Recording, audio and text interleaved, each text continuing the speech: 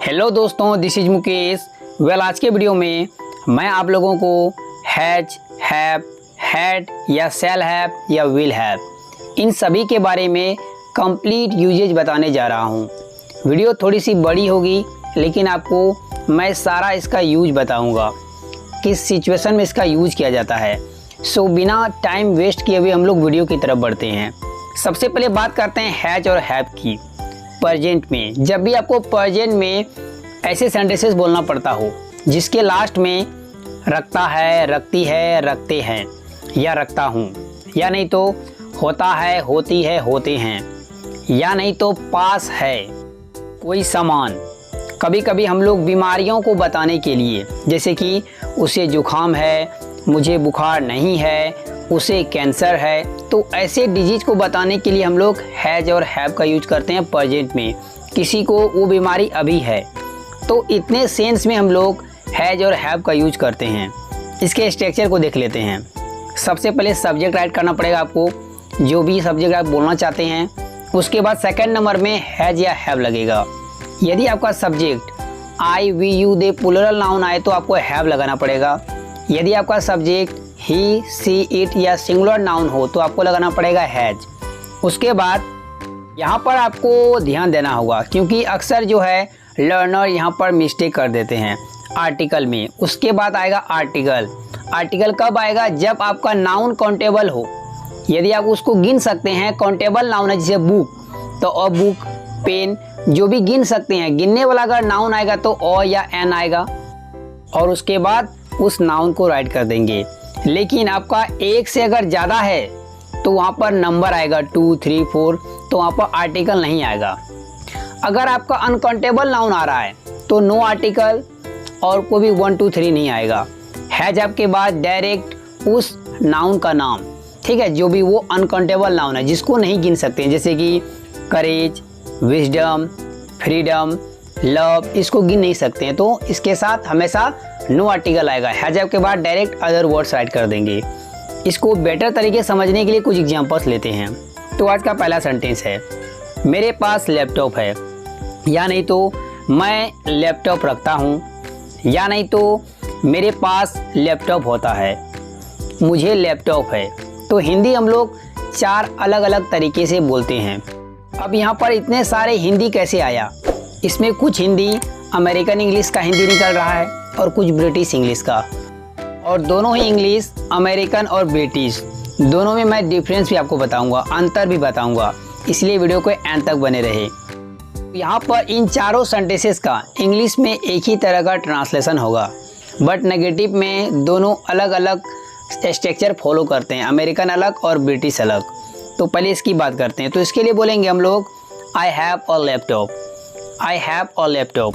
अब यहाँ पर आपको लगेगा और कहाँ से आया, क्योंकि यहाँ मैंने कोई नंबर नहीं बताया है, तो जाहिर सी बात है कि एक लैपटॉप की बात हो रही है। इसीलिए जब काउंटेबल नाउन हो तो एक लिखा हो या ना हो, आपको इंग्लिश में ओ लगाना पड़ेगा या एन लगाना पड़ेगा। लैपटॉप कॉन्सोनेंट है, इसीलिए ओ आया। नेक्स्ट सेंटेंस देखते हैं, उसे आज बुखार है। मैंने आप लोगों को बताया था किसी भी डिजीज को बताने के लिए हम लोग क्या करते हैं, हैज और हैव का यूज करते हैं। तो इसके लिए बोलेंगे ही हैज फीवर टुडे। सबसे पहले सब्जेक्ट ही के साथ हैज आता है तो हैज लगा दिए। उसके बाद फीवर, फीवर मीन्स बुखार, और आज, आज mean today, other words right कर दिए, तो हो गया he has fever today. Next sentence, मैं घर पर 2 नौकर रखता हूँ, या नहीं तो मेरे घर पे 2 नौकर हैं। तो इसके लिए बोलेंगे I have 2 servants, I have 2 servants. तो यहाँ पर मैंने नंबर बोला 2, इसीलिए 2 सर्वेंट्स आया। कहाँ पर? घर पर, तो एट होम। तो I have 2 servants at home, other words मैंने राइट कर दिया। नेक्स्ट सेंटेंस, उसे एक अच्छा नौकरी है। तो किसी के पास जॉब है, नौकरी है, उसको बताने के लिए भी हैज और हैव का ही यूज किया जाता है। तो इस सेंटेंस के लिए बोलेंगे he has a good job, he has a good job. Next sentence, मुझे हल्का हल्का जुकाम है और खांसी है। तो इसके लिए बोलेंगे I have mild cold and cough, I have mild cold and cough. Mild का मतलब होता है हल्का फुल्का, ठीक है। यदि आप इन्हीं सभी सेंटेंसेस में हैज और हैव को हटा दे, उसके जगह हैड राइट कर दे, तो आपका सारा सेंटेंसेस का मीनिंग चले जाएगा पास्ट में। जैसे कि मेरे पास एक लैपटॉप था, आई हैड अ लैपटॉप, या मैं एक लैपटॉप रखता था, मेरे पास एक लैपटॉप था, इसका मीनिंग हुआ। अगर बोलना हो he had fever that day, that's why he didn't manage to come, he had fever that day, that's why he didn't manage to come, मतलब कि उससे उस दिन बुखार था इसीलिए वह नहीं आ पाया या वह नहीं आ सका। नेक्स्ट सेंटेंस, उसे एक अच्छा नौकरी था लेकिन उसने छोड़ दिया।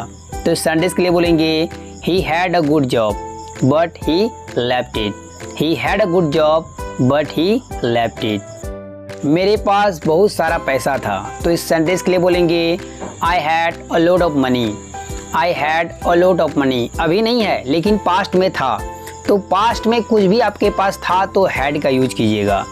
अगर यही बात आपको फ्यूचर में बोलना हो तो आप शैल हैव या विल हैव का यूज कीजिएगा, हैड या हैज या हैव की जगह। एग्जांपल लेते हैं, मेरे पास एक लैपटॉप होगा या मैं एक लैपटॉप रखूँगा। तो इसके लिए स्ट्रक्चर में सबसे पहले लगाइए सब्जेक्ट, उसके बाद शैल हैव या विल हैव और लास्ट में अदर वर्ड्स, जैसे कि आपने प्रेजेंट और पास्ट में देखा। तो इस सेंटेंस के लिए आप बोलिएगा I shall have a laptop, I shall have a laptop. But spoken English में शैल के जगह विल ज़्यादा चलता है, सबके साथ आप विल लगा सकते हैं बोलने में। I have a laptop, I will को शॉर्ट में आइल पढ़ते हैं। नेक्स्ट सेंटेंस, उसे एक अच्छी नौकरी होगी। तो इस सेंटेंस के लिए बोलेंगे he will have a good job, he will have a good job. तुम्हारे पास बहुत सारे पैसे होंगे। तो इस सेंटेंस के लिए बोलेंगे you will have a lot of money, you will have a lot of money. तो यहाँ पर कोई सामान या कोई चीज़ है नहीं, फ्यूचर में वो होगा, तो वहाँ पर हम लोग शैल हैव या विल हैव का यूज करते हैं। ये सभी सेंटेंसेस अफर्मेटिव सेंटेंस था। अब इसके नेगेटिव फॉर्म को देख लेते हैं। नेगेटिव में अमेरिकन और ब्रिटिश दोनों अलग अलग तरीके से बनाते हैं। अफर्मेटिव सभी का सेम होता है लेकिन नेगेटिव में फ़र्क है। पहले प्रेजेंट की बात करते हैं, जैसे कि मेरे पास पैसे नहीं है, उसे बुद्धि नहीं है, हमें आज़ादी नहीं है। तो ऐसे सेंटेंसेस को बनाने के लिए सबसे पहले सब्जेक्ट, उसके बाद हैज या हैव में से कोई एक लगाएंगे और उसके बाद लगाएंगे नो या नॉट। सेम वही रूल, अगर आर्टिकल काउंटेबल है तो ए और एन भी आ सकता है, या नहीं तो अगर आपको ए एन का झंझट नहीं लेना है तो सिर्फ नो लगाइए। चाहे आपका नाउन काउंटेबल हो या अनकाउंटेबल हो, नो लगा दीजिएगा तो कोई आपका आर्टिकल का झंझट ही नहीं रहेगा। तो उसके बाद अदर वर्ड्स राइट कर देंगे। अब इसको बेटर तरीके से समझने के लिए कुछ एग्जांपल्स लेते हैं। मेरे पास पैसे नहीं है, तो इस सेंटेंस को आप दो अलग अलग तरीके से बना सकते हैं। पहला आई हैव नो मनी, ये है ब्रिटिश इंग्लिश। अगर इसको अमेरिकन की तरह बनाना हो तो क्या करना पड़ेगा, सबसे पहले सब्जेक्ट, उसके बाद डोंट या डजंट यूज करेंगे, डोंट या डजंट, उसके बाद हैव और लास्ट में अदर वर्ड्स। नोट उसी में आ गया। याद रखिएगा अमेरिकन इंग्लिश जो है वो टेंस के अकॉर्डिंग टू ऐसे सेंटेंसेस बनाते हैं। तो उसका इंग्लिश होगा आई don't have money, I don't have money या आई हैव नो मनी। इन दोनों के बीच में कोई फ़र्क नहीं मीनिंग का, एक ब्रिटिश है एक अमेरिकन है। नेक्स्ट सेंटेंस देखते हैं, उसे आज बुखार नहीं है। तो इस सेंटेंस के लिए बोलेंगे he doesn't have fever today, he doesn't have fever today या he has no fever today, he has no fever today. बस बोलने का अलग अलग अंदाज है। नेक्स्ट सेंटेंस देखते हैं, उन लोगों को आज़ादी नहीं है। तो इस सेंटेंस के लिए बोलेंगे they have no freedom, they have no freedom, या नहीं तो अमेरिकन में they don't have freedom, they don't have freedom. पैसा नहीं है, बस इतना बोलना हो, मेरे पास पैसा नहीं है मेरे पास। चलिए इसको बनाते हैं। हिंदी में हम लोग छोटा छोटा सेंटेंस बोलते हैं, इंग्लिश में बोलेंगे आई हैव नो मनी या I don't have money, I have no money या आई डोंट हैव मनी। तुम्हारे पास दो कलमे नहीं है। तो इस सेंटेंस के लिए बोलेंगे you have not two pens, you have not two pens या you have no two pens, ऐसे ही बोल सकते हैं, या नहीं तो you don't have two pens, you don't have two pens.